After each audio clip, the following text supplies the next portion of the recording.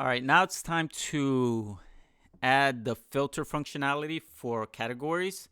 So if we click on any of these, it should filter out the products and display them over here to the right. So here I have burgers and pizza marked. So it would display to us here, or the idea is to display only those categories to the right.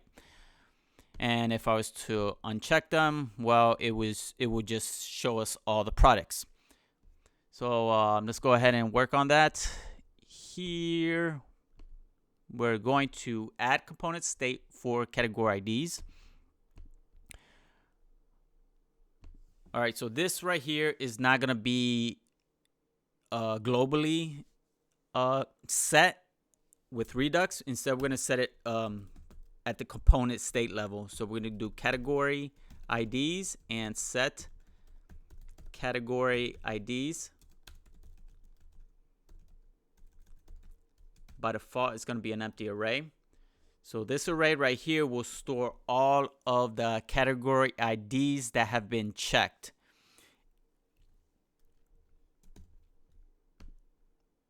All right, there we go. Let's go ahead and mark this. All right, next is we're going to add name and value attribute.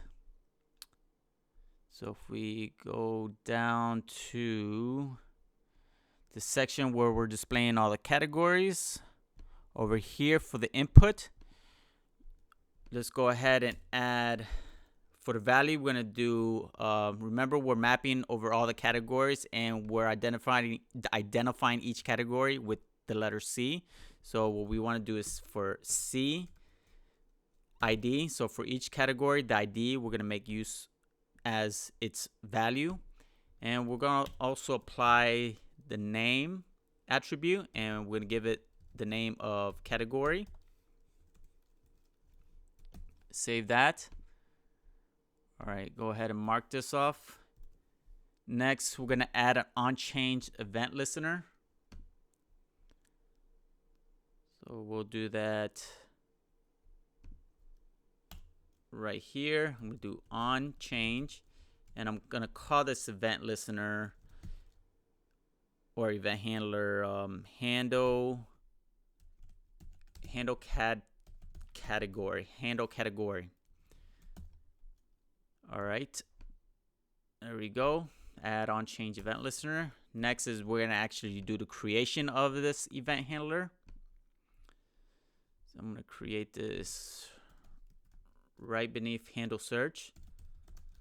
Do handle category. This gets an event passed to it. All right, so the first thing we're going to do here is we're going to store in a variable called current category clicked. Current category clicked, or current category checked, I should say, is going to be event target value. And I'm going to create a variable called all categories checked. What I'm going to do is I'm going to create an array here and spread out whatever we currently have in our category IDs state. So again, this is an array, and this state is going to store an array with all the category IDs that have been checked. So here I am spreading out all of those values into a new array. So I'm doing category IDs. Next, I want to find out whether the current category that has been checked, if it exists in the state of the category IDs, which we spread out here. So I'm just seeing if it already has been checked is what I'm trying to say. So that's the purpose of it. We're seeing, has it been checked or has it not? So here we're going to do index checked. No, index found. And we're going to do current no, actually we're gonna go all categories check. We're gonna go through that array of all categories checked, and we're gonna do an index of, which is a built-in method for JavaScript, and pass in current category checked. So what this is gonna do is it's going to check if that category exists already in the array. If it does, then it'll return the index in which it is located within the array. If it is not found, then it's going to return -1 by default. All right, so what we're going to do here is now I'm going to declare a variable called updated category IDs, and start an if statement. We're going to check if index found is equal to -1. Remember, -1 returned to us here would mean that it wasn't found. Therefore, what we want to do is add it into that array. Otherwise, it means it was found. Therefore, we want to remove. So here is not found, so we want to add, and in the else block we want to remove. All right, so here we want to add it. So the first thing we want to do is we want to do updated category IDs is going to equal to, we're going to spread out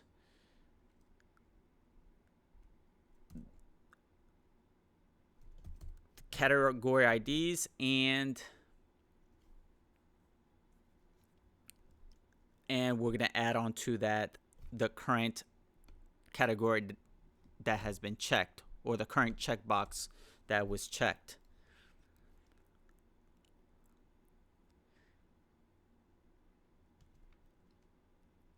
And then what we want to do is update our state by doing set category IDs and pass in that updated category IDs.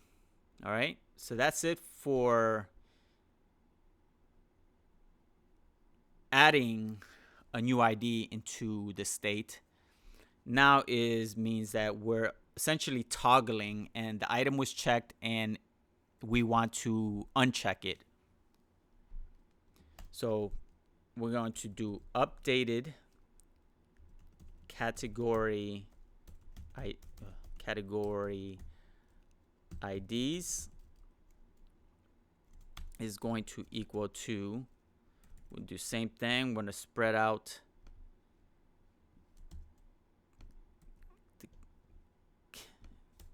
the category IDs into a new array, and then we're going to remove it by using a splice. So we're going to do updated category IDs dot splice, and we have the index location right here in index found, because remember that here that if it was found already and it's located, it's going to return to us the index in which it was located. So we can use that as the first argument here. So index found, and then for the second argument pass 1, meaning we just want to remove one item. And then finally we want to update the state by doing set category IDs and pass in the updated category IDs. All right, so that's it for that. Finally, we're gonna call our dispatch action function that we used when we were dealing with the search filter here, right? We dispatched this get products by filter, and we passed in an object with a type and query. So what I can do is I'm going to copy this here. Go down here, paste it, and I'm going to change the type. Remember, we're not filtering by text anymore. We're going to filter by category. And the query is going to be, yes, the target value. So no, I'm sorry. No, it's not gonna. It's actually going to be, we're sending over an entire array with all the category IDs. So that would be the updated category IDs. Just like this. All right, so I'm going to save that. And that will take care of our Unchanged event handler. So let's go ahead and mark this off. Next is we want to add database query in the controller. All right, so now that at this point, this is going to dispatch our action function, get products by filter, which is located here in our Redux actions, filter actions. So looking here, here's our action function, and you can see that we make an Axios request that has the endpoint of makes a post request to API filter search. So this fires off, this goes to the back end and reaches the server. So let me collapse the client side folder and reaches the folder, the server side, and you can see the starting endpoints API filter, which calls our filter routes, which is requiring the routes filter. So let's go ahead to our routes, this one right here, and here we have the /search, which again, this is exactly what we're looking for, right here. So API filter and then the search. So this right here, this router will call out this search by query type controller. So let's go ahead and open that controller right here, which calls this right here. And again, we destructure from the request body the type in the query, which here on the front end, again, we fired off get products by filter, and we sent over this object with the type and the query. In this case, we have the type of category. So over here in the switch statement, as we're using the switch statement for the type, we have a case of text, but we have to add the case now of category. So we're going to do a case of category. Then we're going to create a different, we're going to make a different request to our database. So we're going to do await product find, and we're going to search by product category. Now the product category, this property, let me show you here. Here I have my database, MongoDB database opened. That is referring to this property here. So you see all these documents have the product category, which stores the object ID. Now this object ID is essentially a reference or the ID to that category.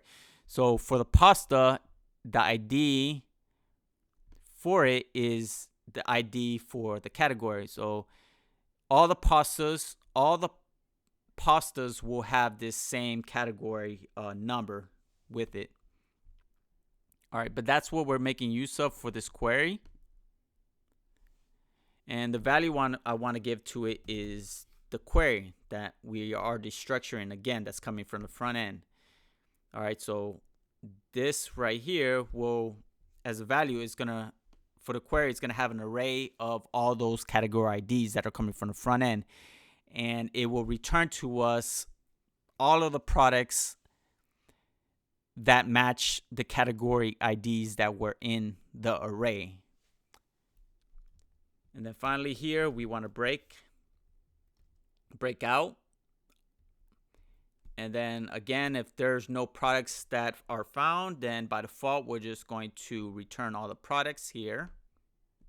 We just return all the products, and we're going to return all the products back to the front end. So let me go ahead and save this. go to the front end. Let me see if I missed anything. All right, so add database query in the controller. Okay, we just took care of that, and add checked attribute to the checkbox input. All right, let me see what we have so far though. So if I refresh this here, let's go ahead and mark burgers. All right, so you see that the moment we click burgers, that it filters out and returns to us all the burgers. Let me uncheck that. So when we uncheck, it returns to us, just returns all the products. Now let me check again all the burgers. But if I check another category, say also pizzas, look at that. So it's going to return to us all the burgers and pizza, but nothing else. And what if I wanted to also return the products as pastas as well? Well, so it returns the pastas, burgers, and pizzas. And see if I uncheck pizza, now it returns just the pastas and the burgers. If I unmark burgers, now it just returns all the pastas. And if I uncheck everything, then it just returns everything, all of our items. All right, now one thing I want to do here for the final finalize this is I want to be able to see that if we want to say we want to switch and decide we don't want to use a filter by category, but we want to search, say, over here by text, and I decide I do pizza here. Well, now this is actually going to work, and it's going to filter out and give us all the pizzas. But this right here, it should reset. It should essentially just kind of empty out or unmark everything, because now we're using a different filter. And equally so, if I decide I'm going to use pizza, or if I start off over here with pizza, and then I decide I want to check, say, pasta, then this right here should empty out, right? So in other words, we want to reset every time we decide to move from one filter to another. All right, this is gonna be an easy fix. What we're gonna do here to make that happen is we're gonna have to go to the input field for our checkboxes. So here we have our input field for our checkboxes. I'm going to create an attribute here called checked. And checked, what we're gonna do is we're gonna get all the we're gonna check what's currently in the category IDs state. So check that array and check all the category IDs that exist in it. So let me go back where we at, or right here. So we're gonna do category IDs, and we're gonna do includes. This is a built-in JavaScript method, and we'll see if it includes the category ID. All right, so if the state of has the IDs that are currently stored in it, then it's going to be marked as checked. Otherwise, don't mark it. All right, so this is the first step. So we're going to add this attribute with this right here, this logic. Let's see, checked. Yes, and that should be it right there. All right. So let's go ahead and try this again. I'm just going to refresh this here. So now if I do pastas and burgers, all right, and I decide, okay, I want to switch over and check by search field, I'm do pastas. Okay, that doesn't reset. Oh, yep, actually I forgot. I have to create another method here. I'm going to create another method here called reset state.